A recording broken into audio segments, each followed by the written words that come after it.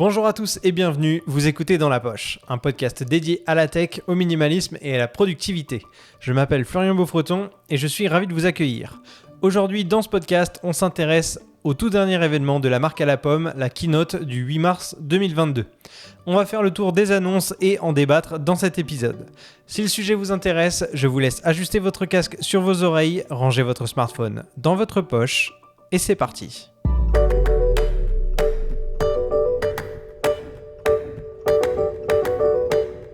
Salut les gars, comment ça va ? Ça va et toi ? Nickel. Ça va bien. Salut Florian, salut tout le monde. Salut. Donc juste pour ceux qui nous écoutent et qui n'ont pas le format vidéo, on n'est que 3 autour de la table aujourd'hui. Abdel est à distance, donc on l'a sur notre ordinateur en face de nous. J'espère que le son est quand même bon. Écoute, je pense, on va voir. Vous nous direz après avoir écouté cet épisode. Normalement, tout devrait bien se passer. Aujourd'hui, on va parler d'un sujet vraiment d'actualité puisqu'on enregistre en toute transparence. On est le 9 mars. Vous allez l'écouter quelques jours plus tard, je pense. Le 8 mars, le mardi 8 mars, il y a eu la keynote Apple qui a eu lieu à Cupertino. Et il y a eu pas mal d'annonces. Plus ou moins intéressante. On va en parler dans quelques instants. Juste avant, il y a un petit moment, une petite anecdote assez sympa par rapport à un des épisodes précédents. Julien, je ne sais pas si tu veux en parler. Oui, carrément. Alors pour ceux qui nous suivent assidûment, sinon vous renvoie du coup à l'épisode en question où on parlait d'immigration et de notre arrivée au Québec. Ouais. Alors on avait un petit peu décrit le processus d'immigration, les complexités et les lenteurs qu'il pouvait y avoir dans le système. Et en fait, le lendemain, j'ai reçu un email du gouvernement. Donc, je trouvais ça surprenant. Et en fait, il s'avère que... Est-ce qu'on l'a écouté ? C'est ça, je me suis demandé. Mais tu sais, l'épisode n'étant pas encore en ligne, je me suis dit non, ça peut pas être ça, mais quand même. Et en fait, j'ai été invité... Ouais, c'est ça, on est rendu là. On peut passer nos annonces personnelles. Donc voilà, j'ai été invité en fait à passer ma visite médicale, qui est une étape vraiment importante et la dernière en fait qu'il me manquait. Donc voilà, c'est déjà fait et je devrais avoir ma résidence permanente si tout va bien, Inch'Allah, en octobre. Trop cool. Donc voilà, la petite annonce et merci au gouvernement si vous nous avez entendu. Alors il y en a d'autres à table là qui... Ouais, moi je veux bien ma résidence permanente aussi dans quelques mois. Ouais. Ce serait pas de refus. On peut passer, moi je pense que dans moins de 15 jours, je devrais avoir mon post-diplôme là pour 3 ans, donc visa ouvert. Donc, tu nous tiendras au courant dans le prochain épisode ouais, si t'ont contacté. Normalement, oui, je pense. C'est bon, demain c'est bon. Okay. Demain. Bon, voilà. Ok. Ça c'était la petite anecdote sympa. Si vous n'avez pas écouté cet épisode d'ailleurs sur l'immigration au Canada, je vous invite fortement à aller l'écouter, ça peut être super intéressant. Que vous ayez envie d'immigrer au Canada ou dans un autre pays d'ailleurs, et même juste pour votre culture personnelle, ça peut être intéressant. On va revenir au sujet principal, la keynote Apple. Thomas, tu es en face de moi. Ouais. Est-ce que tu peux commencer par nous parler un petit peu de ce qui a été annoncé en début de cette keynote ? En début, comme d'habitude, ils font que parler un petit peu de leurs chiffres, de ce qu'il y a eu, etc., des services. Ils ont ensuite parlé de l'Apple TV+, donc avec un nouveau service de sport, avec des nouvelles séries. Je ne sais pas si quelqu'un voulait en parler aussi, s'ils ont vu quelque chose sur ça, mais c'était pas super La vidéo intéressant. était très bien. Ouais. La vidéo de présentation des séries, je pense qu'ils rentrent dans une autre gamme de production avec des gros stars je veux dire comme Netflix, comme toutes les autres productions. Donc je pense que le service va grandir dans les prochaines années. Je serais pas surpris de voir que ça va devenir un concurrent sérieux pour Disney+ et pour Netflix. Ouais. Surtout que au niveau de la qualité, moi ça fait un moment que je commence à regarder un petit peu des séries sur Apple TV+. Et c'est vrai que la qualité est vraiment une coche au-dessus, vraiment une catégorie au-dessus par rapport à Netflix et Disney, que ce soit déjà au niveau des débits, parce que les débits sont plus intéressants, donc c'est moins compressé, et que ce soit aussi au niveau cinématographique. On a vraiment des bons réalisateurs derrière, c'est quand même quelque chose.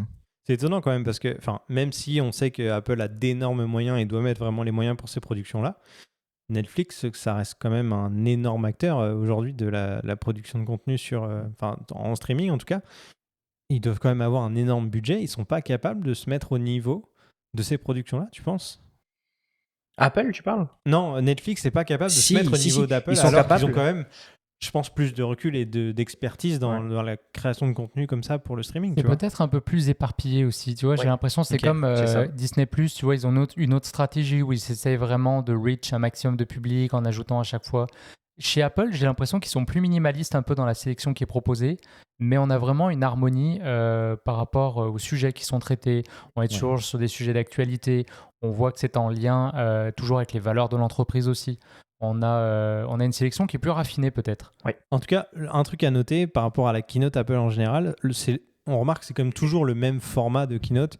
Ils vont commencer par des chiffres, des services. C'est du moins intéressant au plus intéressant, j'ai envie de dire, où ils commencent vraiment par des petites annonces, des choses très mineures. Ils basculent sur des produits, mais c'est souvent, ça commence par soit une Apple Watch ou une mise à jour d'un produit, etc. Et ça va vers le plus gros. C'est toujours le même schéma. Donc, on va le voir aussi dans la construction du podcast. On va faire en sorte de suivre la chronologie de la keynote. Mais donc, si on suit cette logique-là, après les annonces d'Apple TV+, qu'est-ce qu'on a eu dans la keynote ? On a eu l'annonce de 2 nouveaux coloris. En fait, c'est le même coloris, mais c'est pas la même finition sur l'iPhone 13, donc qui était sorti l'année dernière. Ok. Donc iPhone 13 et 13 Pro, un seul nouveau coloris. C'est ça. Je pense que la dernière keynote, c'était la même chose. D'ailleurs, c'était un espèce de violet qu'il y avait dû avoir ou quelque chose comme ça. Oui, c'est ça. C'était pour Ils rajoutent pour des le printemps. coloris. Ouais, c'est ça. Ils avaient sorti un violet, C'est assez curieux d'ailleurs, cette histoire de rajouter un coloris comme ça en plein milieu. Je comprends pas, ouais. Comme pour stimuler les ventes, on dirait. Ouais, c'est ça. C'est pour refaire parler d'un produit qui est déjà sorti et rajouter quelque chose. Je sais pas. Ouais, c'est purement du marketing. C'est du marketing 100%. Mais à quel point ça fait quand même depuis pas mal d'années que les gens savent quand est-ce que le prochain iPhone va sortir, tu vois. Ouais. Donc, à quel point c'est pertinent, je sais pas. C'est ça, dans 6 mois, il y a un nouvel iPhone qui sort en fait. Donc, quel est l'intérêt pour des gens ? C'est une façon d'occuper l'espace médiatique et puis faire du marketing. Ouais. Après cette annonce des iPhones verts et vert alpine pour le modèle Pro, on est passé sur l'iPhone SE. SE, ouais. Donc SE, c'est pour Special Edition, je crois. Ouais, c'est mais ça n'a rien de spécial en vrai. Non, c'est un iPhone vraiment moins cher, avec pas forcément les derniers composants, derniers cris, quoi. Ok. Donc là, ça, c'est vraiment l'iPhone le plus. C'est un des iPhones qui se vend le plus parce qu'il ne faut pas oublier. Mais c'est le plus abordable en fait. En fait, on appelle ça l'iPhone des entreprises parce que les entreprises qui ont des flottes de téléphones, ils préfèrent acheter ce genre de téléphone-là. Et les équipes IT dans les boîtes ne veulent pas forcément supporter plusieurs téléphones. Donc, le fait d'avoir un téléphone avec un bouton physique, donc il y a moins de questions qui vont remonter aux équipes de TI, là. Je pense que ça remplit énormément de besoins dans pas mal d'entreprises un peu partout dans le monde. Il est pas cher, facile à utiliser. Quand je dis facile, dans le sens où il y a toujours un bouton, donc il y aura moins de questions. Je pense que leur stratégie marche. On n'a pas les chiffres de vente de cet iPhone-là, mais je suis pas mal sûr que ça doit être un des iPhones qui se vend le plus dans l'année. Ouais. Même tu veux acheter un téléphone pour ton enfant, c'est très abordable. C'est pour ça aussi qu'ils avaient sorti l'Apple Watch SE pour justement les enfants. Ils avaient vraiment joué sur ce côté-là. Ouais, c'est pour toucher une cible encore plus large. Ouais. Ok. Donc c'est l'iPhone SE. Donc je crois que c'est de mémoire le troisième. Enfin, c'est la troisième génération, c'est ça. C'est ça. C'est le design d'un iPhone 8 en fait. Donc exactement. 6. Ouais. Bah c'est depuis le 6. Non, c'est. Ouais, mais il est un peu plus grand. Ils ont évolué. C'est le design du 8. Ouais. Il a toujours le bouton physique pour le Touch ID. Que je comprends pas. Ouais, c'est une histoire de coût, j'imagine, encore une fois, c'est peut-être par rapport à ça. Ils ont dû garder le châssis, ouais. Puis, ouais, tout à fait. Même les coloris, c'est les mêmes, je pense. Ouais, il y a des coloris. Abdel nous le montre à sa caméra, il a l'iPhone. T'as un iPhone SE ou un iPhone 8 ? Non, c'est un 8 Plus que j'ai ici. Ouais. Ok. Un 8 Plus, c'était plus gros. Ouais. Donc voilà, c'est à peu près le même design. Honnêtement, il n'y a pas beaucoup de changements par rapport à ce téléphone. Il y a une nouvelle puce à l'intérieur, c'est la puce de l'iPhone 13. A15 A15 Bionic. Ouais, c'est la A15 Bionic. Donc voilà, donc censé être plus puissant, de meilleure performance, etc. Meilleur appareil photo. Ouais, meilleur appareil photo de 12 mégapixels. Ouais, mais donc on n'a qu'un seul objectif. Ouais, à ce prix-là, oui. Voilà. Non, mais ça a précisé quand même. Ouais, c'est ça. Et donc, quoi d'autre ? Le prix, est-ce qu'on a le tarif au moins en euros ? C'était en dessous des $500 US. Ouais. Est-ce qu'on a un tarif en euros ? Parce que je sais qu'il y a quand même beaucoup de gens qui nous écoutent qui sont en Europe, et notamment en France et en Belgique. Ouais, je pense que ça doit être dans les 550, 575 €, je pense. Okay. C'est quand même cher pour un... Ouais. En euros, bah oui. En euros, après, quand tu considères qu'un iPhone 13 ou 13 Pro, c'est entre les 900, 1000 et quelques euros. Je suis juste surpris qu'il reste sur les 64 gigabits de stockage encore. Faudrait qu'il passe à autre chose parce que franchement, ça, avec les appareils photo qu'il y a aujourd'hui... Est-ce que c'est pas pour pousser iCloud ? C'est possible. C'est à 99 centimes ou à 2 euros. Pourquoi pas. Après, ça peut être pour une cible de gens qui sont pas trop high-tech ou des jeunes, etc. Avec un budget plus faible, ça fait partie de la concession à faire pour avoir un iPhone. peut-être aussi que c'est parce qu'ils voient ça comme, tu sais, c'est le téléphone pour un enfant, etc. On sait qu'il y a un modèle qui est plus récent autour et il y a le forfait famille, tu sais, et qui va venir matcher avec celui-là. Ouais. Donc peut-être que c'est ça aussi. Ok, donc après cet iPhone SE, parce qu'on a vu que c'était quand même une annonce assez mineure. Deuxième annonce produit, là encore, juste une mise à jour, c'est l'iPad Air, nouvelle génération. Ok, on en est à combien de générations sur Moi, j'en sais rien du tout. C'est ça qui m'énerve un peu, c'est quand ils mettent pas les numéros derrière, ça me saoule. Ouais. Donc, c'est dur de savoir en vrai combien il y en a eu. Il y a par l'année, mais tu sais, je sais pas, je crois que l'iPad Air, ça fait des années qu'il existe l'iPad Air. Il y a eu l'iPad Air 1, 2, il y en avait plein. Okay. Et donc là encore, mise à jour. Alors là, pour le coup, c'est intéressant parce qu'à l'intérieur de l'iPad Air, qu'est-ce qu'on a ? On a la M1, la fameuse puce d'Apple qui est sortie l'année dernière. Donc là, c'est rendu un iPad Pro, je crois. Ouais, c'est rendu un iPad Pro. Dans quelque chose qui fait moins de 500 pièces. Ouais. Donc, et donc là, on est d'accord que l'iPad Pro, il perd tout son sens en ce moment, en tout cas, à moins qu'il le remette à jour dans les prochains mois. C'est sûr qu'il va remettre à jour. C'est souvent ce qu'ils font, en fait. Ils sortent un iPad Air qui est déjà tellement violent, tu te dis, mais l'iPad Pro, il va ressembler à quoi ?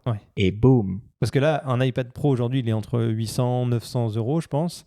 Alors que là, cet iPad Air, là, il doit être autour des 500, tu m'as dit ? 500, même moins. Donc clairement, il n'y a pas photo. Il faut prendre. Si vous avez besoin d'un iPad maintenant, c'est vers l'iPad Air qu'il va falloir se tourner. Mais en sachant que, à mon avis, d'ici 6 mois, la keynote peut-être du mois de septembre, et ce qui est fou, on aura un nouvel iPad Pro. Ce qui est fou, c'est que tu te dis que dans un iPad Air qui fait moins de 500 € à peu près, on a quand même un truc qui est plus puissant qu'un ordinateur aujourd'hui, portable. Ouais. C'est malade. Grâce à la puce. Donc c'est quand même incroyable. Ouais, mais d'ailleurs, est-ce que tu penses que la puce M1 peut être également transposée dans un iPhone ? Ou est-ce qu'au niveau taille, c'est trop compliqué ? Elle y sera. Là, s'ils l'ont mis dans l'iPad Air, elle sera dans le prochain iPhone, c'est sûr, à 100%. Alors, est-ce que tout le monde a le même avis ? Abdel, est-ce que tu penses que c'est jouable ? Je sais pas, je pense qu'ils vont garder quand même des processeurs différents pour les iPhones. Je veux juste revenir sur l'iPad Air. Il est quand même quand même base en euros, c'est 699 € quand même pour le 64 Go. Okay. Et je veux juste rappeler que c'est pas les mêmes caméras que sur les iPad Pro et il y a pas la fonction LiDAR aussi sur l'iPad Air et il doit probablement y avoir d'autres différences. Je crois qu'il y a pas le Face ID, ils ont laissé juste le Touch ID. Ah, il y a un bouton physique. Ouais. Non. Oui. Ah ouais. Si. Ouais. Ah, mais il est sur le bouton. Il est sur le bouton. C'est ça, sur le bouton. Ça reste ils segmentent quand même très bien leurs produits. Ouais. Ils vont pas te mettre un produit qui va hijacker un autre. L'iPad Air va jamais prendre la place du iPad Pro.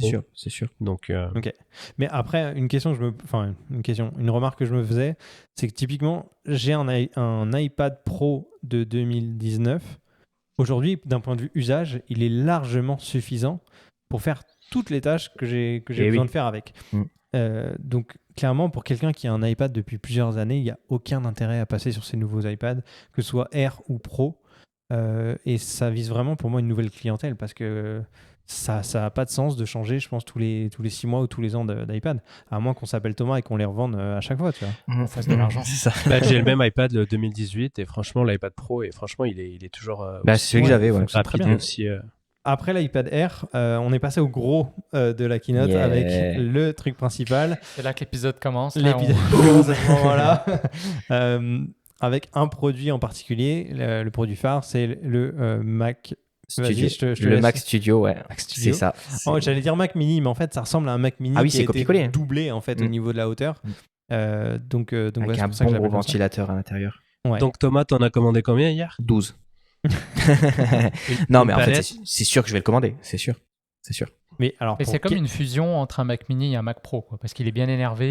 Même le système de ventilation sur le bas, comme tu dis. Ouais. Le Mac Pro aujourd'hui était littéralement en retard par rapport à tout. Attends, je pense qu'il y a juste un petit truc où on a été un peu trop vite en besogne, comme on dit.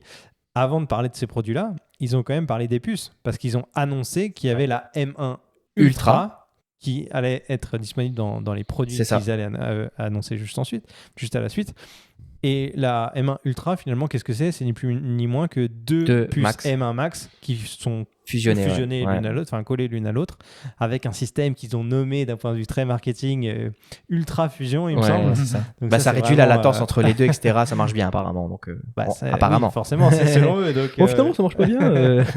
Mais ouais, c'est ça. Donc c'est vraiment des vraiment des noms, ils travaillent tellement bien leur marketing en vrai, parce qu'on se rappelle de ces noms-là, alors que n'importe quelle autre marque qui va faire une conférence, jamais de la vie on se rappellera de ça, quoi. Ouais. C'est ce que tu disais tout à l'heure, les noms des moniteurs, les noms des produits. On pourra y revenir. On parlera des moniteurs, mais c'est vrai qu'effectivement Moi, je trouve ça, la force qu'ils ont, c'est vraiment ils ont créé tout un univers avec des mots-clés comme ça qui sont faciles à retenir.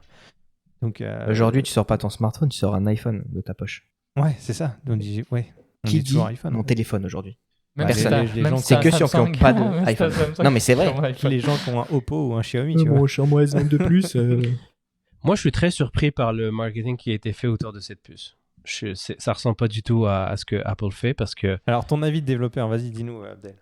En fait, j'ai l'impression qu'ils essayent de faire du neuf avec du vieux. En fait, par l'annonce qui a été faite hier, j'ai l'impression c'est un aveu de faiblesse en fait, de dire que on a atteint un peu la limite de ce que ces puces là peuvent faire. Maintenant, on va les combiner. Ça me fait penser un peu à l'époque de Intel quand ils rajoutaient des cœurs parce qu'ils ont atteint le maximum de fréquences qu'ils pouvaient avoir sur un processeur. Et je suis très surpris que Apple fait ça parce que il y avait une attente envers un appareil qui serait pour les pros, mais ça aurait pu utiliser juste la puce Max qui existe. La Max aurait pu être annoncée comme la puce haut de gamme pour les iMac Pro.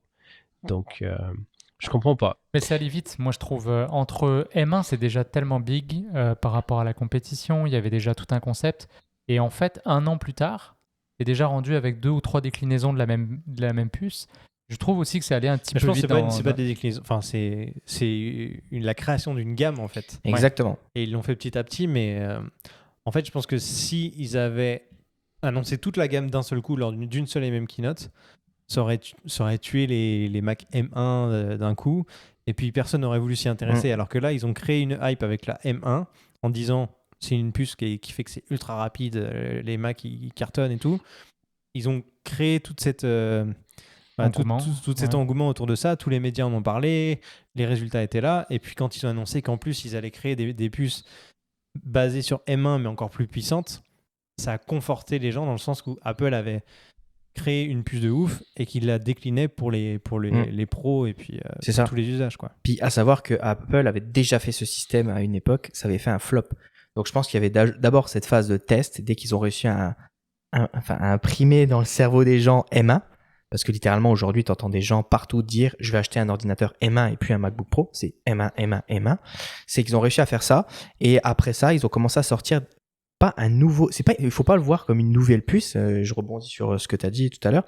Pour moi, ça ne va pas vite. C'est juste que là, on arrive sur la première gamme et il faut qu'il y ait une gamme pour tout le monde.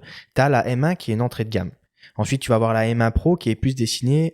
On rentre tout doucement dans le monde professionnel. C'est comme nous, la photo. On est dans le semi-amateur, semi-professionnel. Ensuite, on arrive dans le professionnel et ensuite, on arrive dans le très professionnel.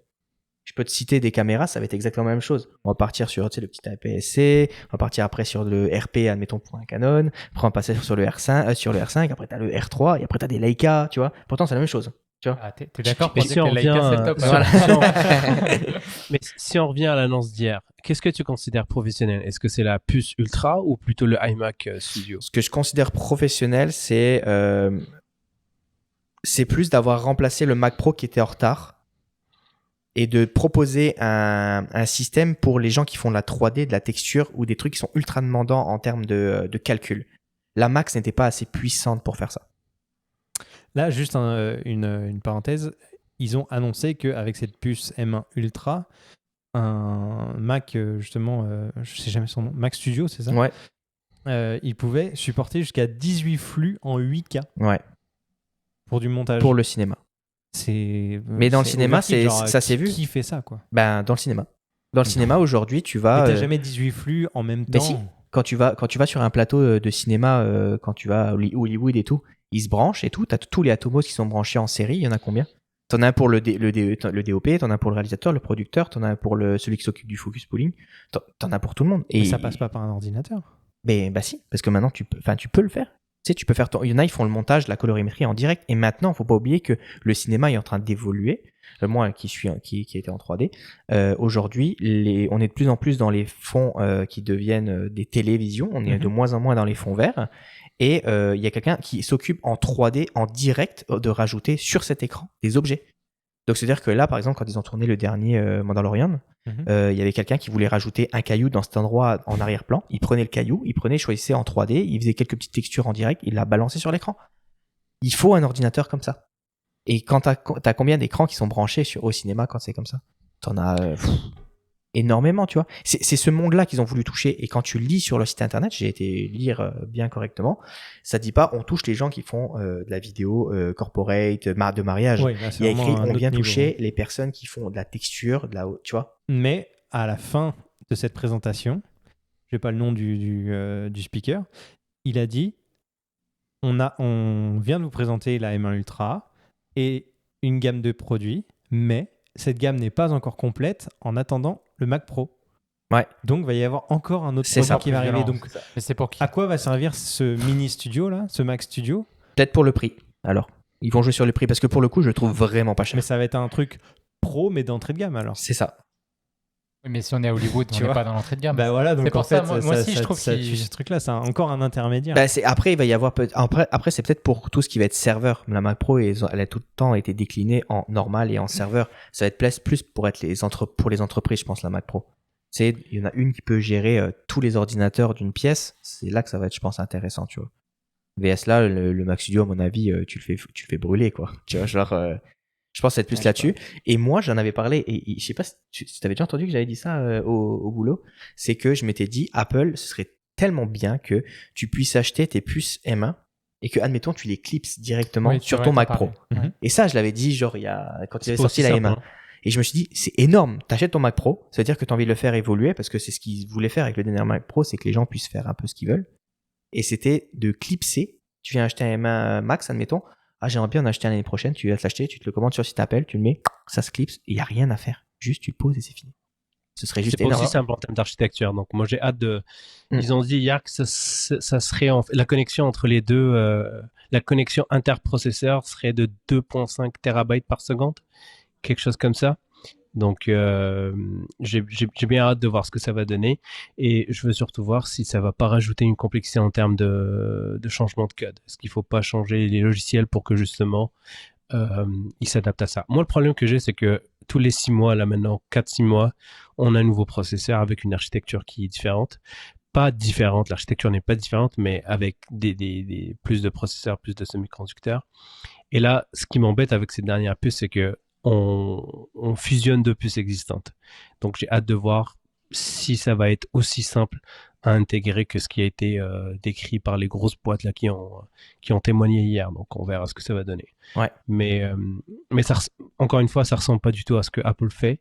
Apple n'a jamais fait la course à la puissance et aller chercher des grosses fréquences ou des gros processeurs. Ça a toujours été l'intégration et l'écosystème. Tu prenais un Mac qui avait un processeur 2 fois moins puissant qu'un Intel et jamais il allait crasher, jamais il allait bugger. L'intégration était parfaite, c'était fluide. Moi, j'ai un MacBook Pro, pas le Max, le Pro. J'ai pris le de 2021 et il y a énormément de programmes qui crashent. C'est la première fois que je vois ça. Donc, il y a énormément d'applications encore qui ne sont pas adaptées à ces nouveaux processeurs-là. Ça prend beaucoup de temps. Je sais comment ça marche en termes de développement, en termes de cycle de développement, ça prend beaucoup de temps. Si à chaque fois ils vont sortir quelque chose de nouveau, je pense que les applications ne vont pas suivre. Et là, on va tomber dans le problème où l'intégration ne sera pas aussi fluide que ce qu'on a déjà connu par le passé. Il faut que les développeurs ils aillent plus vite. J'écoute. Parce que je trouve que les développeurs ils sont trop lents. Je pense que ça leur met un bon coup de pied au cul aussi. Tu sais quand alors on là, voit tu vas insulter Abdel en disant ça, non? Non mais tu sais moi Adobe ça me saoule. Adobe, une des plus grosses entreprises du monde, on parle pour éditer et tout les professionnels. Comment c'est possible qu'aujourd'hui il y ait toujours autant de problèmes sur l'export sur Premiere Pro alors que ça fait 4 ans que c'est déjà en cours. Et c'est pas sur Mac, hein. Je parle là sur Windows parce que c'est que sur Windows qu'il y a le problème là. Ouais. C'est pas normal qu'on n'arrive pas à optimiser le priorités. On va pas attendre 4 ans, tu vois. Est-ce que Apple, là je parle en tant que, si je me mettais dans la peau de Apple, est-ce que je suis Apple, je vais attendre 4 ans que Adobe là sorte directement une application qui tient la route et avant de changer les processeurs? Puis quoi, je vais changer mes processeurs et après, je vais encore attendre 4 ans. Tu vois ce que je veux dire? Je pense qu'il faut se mettre aussi un peu dans leur peau. Ils testent un nouveau truc, ça a cartonné. Et là, ils se mettent en place sur la première génération. Moi, par contre, là, oui, je vais avoir ton raisonnement. S'ils sortent la M2 là cette année. Tu vois? Mais la M1, je pense qu'il faut qu'ils se mettent en place. Une fois que c'est mis en place, ils laissent ils avaient dit c'était une transition de 2-3 années. Hein. Ils l'avaient dit dès le début, ça, quand il y a la M1 qui est sortie. Donc là, on n'est pas encore sur la 3e année. Dès qu'on est à la fin des 3 ans, on verra si les 3 ans, c'est quand même pas mal pour les développeurs. Non? Hein? Je sais pas, c'est Abdel, on va dire, qui est spécialiste plutôt du côté développement dans ce podcast. Est-ce que toi, ton point de vue au niveau développeur par rapport à ces nouveaux produits, qu'est-ce que ça cause comme problème qu'il y a encore une nouvelle architecture en fait? En fait, je sais pas. Honnêtement, techniquement, j'ai pas le produit devant moi, je peux pas te dire. Mais quand je vois que ce qu'ils ont appelé le fusion quelque chose, là, je me rappelle exactement, je me rappelle plus du terme exact. Combiner 2 processeurs et être capable d'optimiser les calculs sur les 2 processeurs sans latence, sans que ça chauffe, bah, j'ai juste hâte de voir ça. Et c'est la loi de Moore qui dit que la fréquence des processeurs tend à stagner en raison des difficultés de justement de la chaleur, là, qui fait que ça empêche de monter en fréquence. Bah, ils l'ont un peu concrétisé hier, quoi. On n'est plus capable d'aller plus loin, et ce qu'on a fait, c'est qu'on a fusionné deux puces. Donc encore une fois, là, je le répète, je pense pour la 2e ou 3e fois, c'est pas du marketing de Apple. J'ai hâte de voir ce qui va se passer. Ça a l'air, c'est des beaux produits. Moi, je trouve que c'est joli le Mac Studio. Je pense que le Mac Studio en soi, ça aurait occupé l'espace que eux ils cherchaient à occuper depuis quelques années, parce que faut pas oublier qu'il restait des Mac qui utilisaient encore des puces Intel. Ils ont rompu la relation avec Intel, mais il fallait quand même continuer à vendre ces appareils-là. Aujourd'hui, ils sont 100% indépendants. Je comprends le besoin, mais ça aurait pu être une carte Mac. C'est pour ça que j'ai posé la question. C'est quoi le pro là-dedans? Est-ce que c'est le Mac Studio ou c'est la puce qui est dedans? Parce que le Mac Studio, il vient avec un processeur Max à la base. Donc toi, tu aurais proposé, admettons, 2 versions, une Max à 64, une Max blindée boostée à fond, et attendre l'Ultra, mais fait, on va dire, une puce entière Ultra pour le Mac Pro. Ouais, exact. Okay. Ouais. Non, ça a du sens. Ouais. Ah, donc tu arrives à comprendre sa vision. Ça a du sens. Ouais. Mais ils auraient dû baisser dans ce cas le prix du 2e. Ouais. De toute façon, dans tous les cas, d'ici quelques semaines, on pourra le voir en vrai vu que tu vas l'acheter. Oui, exactement. Ben, c'est ça, mais j'ai vu ça, c'est déjà vachement étendu. Là. Mais en fait, moi, c'est ça. Je vends mon MacBook Pro normalement demain. Okay. Et tu veux passer l'annonce en direct dans le podcast? Voilà, c'est ça, vous pouvez l'acheter si vous voulez. Si vous êtes à Montréal, achetez le MacBook de Thomas.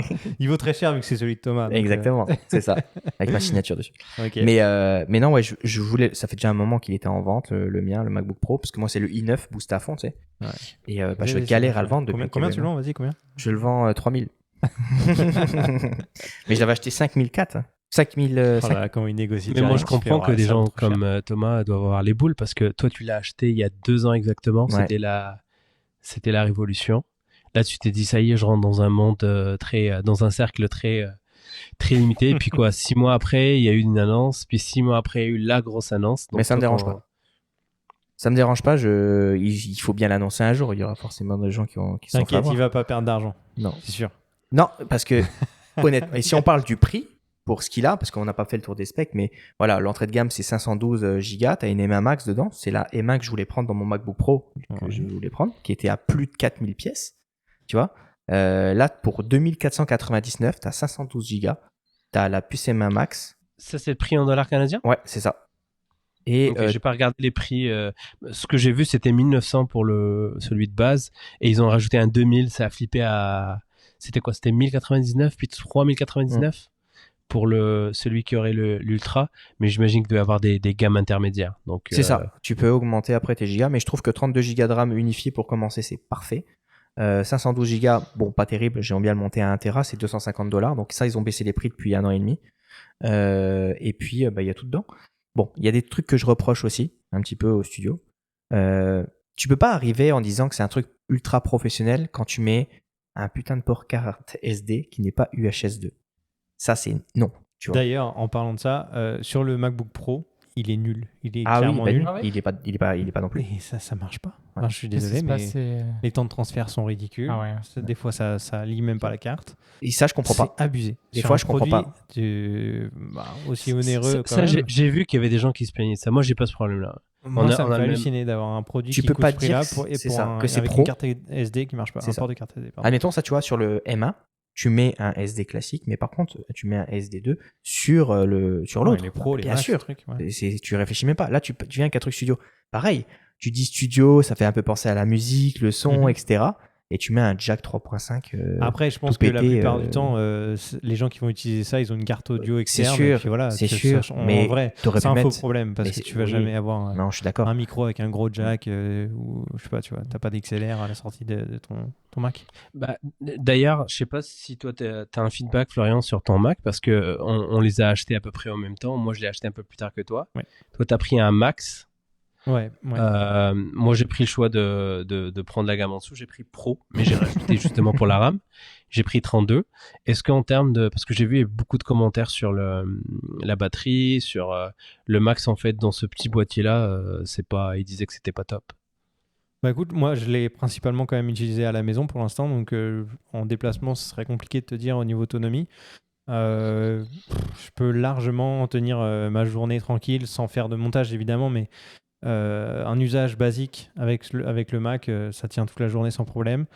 Quand je fais du montage, honnêtement, déjà, il a jamais soufflé, il a jamais fait aucun bruit, alors que je faisais du montage soit en 4K, soit en Full HD avec 2 ou 3 caméras en multicam.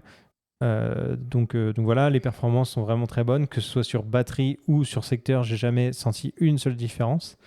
Donc voilà, pour les légers retours que je peux te faire pour l'instant, en sachant que c'est pas la machine actuellement que j'utilise toute la semaine en journée, parce que pour mon travail j'ai un autre ordinateur pro, mais en perso, pour les projets que j'ai à côté, ça fonctionne très bien, et au niveau autonomie j'ai pas à me plaindre. Ouais, moi aussi, je l'ai pas poussé plus loin. Moi, le mien, il a peut-être... Toi, c'est 24 cœurs, moi, c'est 16, je pense. C'est la différence entre le haut de gamme de Pro et le début de Max. Je crois que c'est ça, Et ouais. ouais, donc on verra. Moi, je suis très satisfait de mon ordi. Ça, Ok. Tu me poseras la question, mais je changerai pas, moi. Non, sûr ouais. que... D'ailleurs, pas un tout de suite. débat, parce que toi, Thomas, tu veux acheter ce Mac Studio. Le choix de prendre un ordinateur fixe versus un ordinateur portable, pourquoi? Parce que je suis quelqu'un de minimaliste. En quoi c'est minimaliste ça de serait peut-être choisir? passé au premier épisode du podcast, mais là les gens te connaissent. Là, t'aurais pu faire semblant, mais maintenant tu veux plus, tu vois. Non, mais c'est parce que, je sais pas, j'ai envie de revenir un peu au bureau et de me libérer un peu plus quand je pars en vacances du poids d'un MacBook Pro. Tu vas emmener quoi alors en vacances? Bah rien. Juste Apple Watch. Non, mes cartes SD, et quand je reviens, je décharge et je fais ça tranquillement à la maison. Là, je sais que la dernière fois que je suis parti à Banff, j'avais mon ordinateur, j'allais le soir directement quand je rentrais, j'ouvrais mon Mac, boum, je mettais mes cartes SD, je faisais retouche photo. Et j'aurais pu profiter beaucoup plus en vrai, tu vois. Et alors que là, bah, je vais rentrer à la maison, j'aurai mon bel écran. Bien sûr. Cet argument n'est pas valide, je suis désolé, Thomas. Mais non, mais c'est vrai. Cet argument n'est pas valide parce que tu peux avoir un MacBook Pro et tu le fermes, c'est quand même beau quand c'est fermé, tu le branches sur ton écran et tu l'emmènes pas en vacances. Ouais, mais ce que je vous ai pas dit, c'est que je pense que c'est bien d'avoir un Mac Studio à la maison quand tu rentres, mais quand tu pars en vacances, de prendre un petit MacBook M1, tu vois, admettons. Non, mais là, tu parlais de minimalisme. Là, tu es en train d'exploser le minimalisme. Là, tu parles de 2 machines pour répondre à tous les besoins nécessaires. Non, mais je sais pas, j'hésite entre soit prendre un petit et moi, de toute façon, je vais prendre, je pense, l'entrée de gamme du Mac Studio qui me suffit amplement parce que c'est exactement ce que je voulais prendre dans un MacBook Pro et d'avoir mon écran P3 à la maison pour pouvoir retoucher mes couleurs. Écran P3 pour les gens pour qui ça parle pas, qu'est-ce que c'est? En fait, c'est tout simplement des écrans qui ont leur spectre de couleurs. Donc, c'est la gamme de couleurs qu'on a dans l'écran qui est énormément large. Il y a plus de nuances. C'est comme une langue avec plus de mots. Donc, on va pouvoir décrire plus de choses. On va pouvoir avoir plus de couleurs et les retouches seront quasiment parfaites. Et donc, je vais juste prendre un petit écran comme ça, autre marque que celle d'Apple. Et par la suite, je prendrai l'écran d'Apple que je trouve très beau, qu'on parlera juste après, qui est sorti aussi. Ok. Et mais pourquoi pas en vacances, dans ce cas, prendre un truc, mais beaucoup plus petit, histoire de faire mes transferts, quoi. Moi, sur ce point-là, quand même, parce que j'ai toujours acheté un portable. Tout à l'heure, tu en parlais, Flo, si tu es sur un contrat ou un tournage. Donc, moi, en tant que photographe, je me disais, ça me prend absolument un laptop parce qu'il y a un côté modulable à mes besoins. Et puis, de toute manière, rendu chez nous, je peux utiliser comme un fixe. Mais aujourd'hui, en tout cas, je réalise que je l'utilise 100% du temps comme un fixe. Le branche via USB-C sur un moniteur USB-C. Donc, il est tout le temps branché. D'ailleurs, au niveau de la batterie, ça doit plus ou moins l'abîmer quand même, j'imagine, d'être branché tout le temps comme ça. Donc, il y a cette problématique-là. Et en fait, je réalise qu'aujourd'hui, ayant aussi un iPad Air, moi, ça me suffirait pour la partie mobile. Ouais. Et du coup, si c'est pour avoir quelque chose qui ne bouge pas, sachant que j'utilise un moniteur externe qui est plus grand, j'aurais un meilleur compte. Moi, le Mac Mini, à l'époque, m'intéressait. Aujourd'hui, peut-être le studio à voir. Mais tu peux avoir plus de specs pour le même prix parce que tu ne payes pas le faible encombrement de l'appareil. Ouais, exact. Et pourquoi pas, tu parlais d'iPad, c'est vrai qu'avant j'avais un iPad, c'est vrai qu'il me manque énormément. Et oui, pourquoi pas partir avec son iPad, faire ses transferts carte SD. Ouais, puis avec le pencil ou le clavier maintenant, c'est comme un petit laptop. C'est ça. Puis il y a le côté, je trouve, plus fun aussi. Moi, j'aime beaucoup travailler avec le pencil et je peux pas faire ça sur un Mac. Sur un MacBook. Ouais. J'avais exactement le même projet, moi, quand le Mac Mini M1 est sorti, j'allais faire le saut justement prendre le Mac Mini parce que j'utilisais beaucoup mon iPad Pro. Sauf que l'usage de l'iPad Pro est complètement différent d'un ordi. C'est pas la même chose. Il est parfait, cet iPad-là, pour pas mal d'usages, mais il est quand même pas bien pour remplacer un ordi. On peut pas remplacer un ordi. Ouais, c'est juste que je trouve, en fait, finalement, le MacBook Pro, par exemple, j'ai tendance à être plus productif dessus. Quand j'ai envie vraiment d'être efficace dans mon travail, j'ai besoin d'un clavier, j'ai besoin d'être sur l'écran. Par contre, quand je fais des tâches plus créatives, que ce soit de la retouche photo, du dessin, des choses comme ça, je dessine un peu. Je partagerai ça de temps en temps. Mais c'est ça. Là, je vais plutôt me mettre sur mon iPad. Donc, du coup, quand est-ce que j'ai besoin de ressources graphiques ou de puissance vraiment? C'est quand je vais dans les tâches productives. Donc, pour moi, c'est pas choquant d'avoir effectivement une unité, Mac Mini ou le nouveau Studio, pour ces tâches-là et finalement complémenter avec un iPad. Ouais. En vrai, je pense que ça dépend des usages de chacun. Exact. Si toi, c'est la meilleure façon dont tu bosses, pourquoi pas, ça peut faire sens. Moi, je sais que parfois, j'aime bien bouger chez moi dans la salle à manger, sur le canapé, dans mon bureau, dans la chambre, avec cet ordinateur portable, me balader un petit peu partout où je veux, ou à l'extérieur, évidemment. Comme là, en ce moment, pour le podcast, j'ai emmené mon ordinateur avec moi. J'ai tous les logiciels nécessaires, toute la puissance nécessaire partout où je veux. Et c'est la façon dont je fonctionne. L'iPad, je t'avoue que même si j'en ai un depuis quelques années, je m'en sers pas assez en fait. Et je vais peut-être plus m'en servir. Limite, le meilleur usage, ce serait limite dans la chambre avec les applications pour lire des bouquins, ce genre de choses. Ouais. C'est un peu l'usage que j'en ai. Ou alors prendre 2-3 notes. Mais ça s'arrête là. Donc... c'est un peu overkill pour un iPad, je suis d'accord. Mais c'est pour ça que moi, mon utilisation, c'est plus un laptop. Moi, comme je disais tout à l'heure, moi, j'ai envie de revenir à... Moi, j'ai eu beaucoup de iMac avant. Ouais. Donc, j'aime beaucoup le fait que tu as l'écran. En fait, j'ai eu le 24 pouces de l'époque, le premier qui était sorti. Après, j'ai eu le 27 pouces. Non, j'ai eu le 21,5. Après, j'ai eu le 27 pouces. Et le 27 pouces, je trouve que c'était parfait niveau taille. Et je trouve ça cool d'avoir tout en un. Et surtout que l'iMac, ce que j'adore, c'est le fait qu'il n'y a qu'un seul câble. Tu vois. Après, j'ai eu un Windows que j'ai fait un Hackintosh avec. Il y a eu 1 million de câbles, j'en pouvais déjà plus.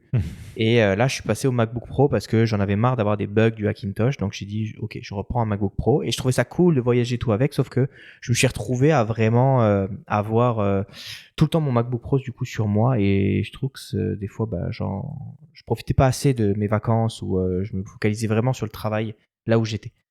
Tu vois. Okay. Donc là, j'ai envie de rentrer chez moi et de faire mes photos tranquillement après. Je pense un peu attendre. Ok. Et alors, si on parle de l'écran maintenant. Ouais, on va passer, parce qu'on a passé pas mal de temps à parler du Mac Studio. Il y a un écran qui est annoncé qui s'appelle le Studio Display. Exactement. J'ai Studio fait me tromper Display. alors qu'il y a C'est deux ça. mots quand même. C'est pas compliqué, hein, mais. Dans quel sens En plus, au début, tu disais les noms sont Display. incroyables, on les oublie pas. Et en fait, c'est quoi déjà Ouais, c'est le stress du micro, là, je suis un peu perdu. Non, le Studio Display. Ouais. À quoi il ressemble? Décris-le nous. Je m'adresse toujours à Thomas, je suis désolé, mais si Julien, tu as envie de prendre C'est le un lead, écran vas-y. 27 pouces. Donc, on a parlé tout à l'heure des profils de couleurs. Donc, on a vraiment un écran sublime. 5K aussi. On est sur de la 5K. Donc grosse résolution d'écran. Au niveau du design, ça ressemble pas mal au nouveau iMac qu'ils avaient sorti. Il y a l'XDR aussi. Ouais, exact. Et puis il va y avoir, alors c'est un peu ça la nouveauté aussi, quand tu vas l'acheter, tu vas pouvoir choisir en arrière. Alors là encore une fois, on peut le contester effectivement, mais c'est modulable dans le sens que tu peux choisir le type d'accroche qu'il y a en arrière. Est-ce que tu veux pouvoir mettre ton écran à la verticale? Donc j'imagine que c'est pour les codeurs.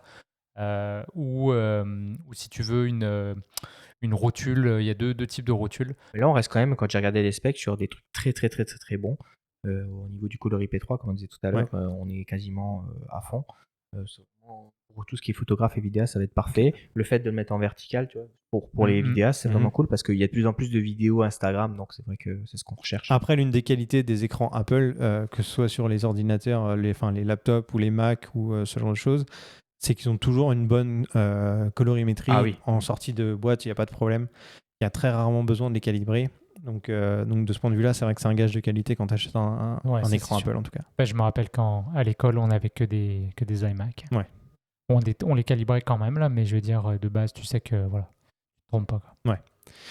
Est-ce qu'il y avait d'autres choses par rapport à cette keynote? Est-ce qu'il y avait d'autres annonces en particulier? Non, mais petite anecdote que j'ai remarqué, on n'en a pas du tout entendu parler, c'est le fait qu'il y ait eu hier que des présentatrices à 95%, parce qu'il y a eu qu'un seul présentateur pour le M1 Ultra.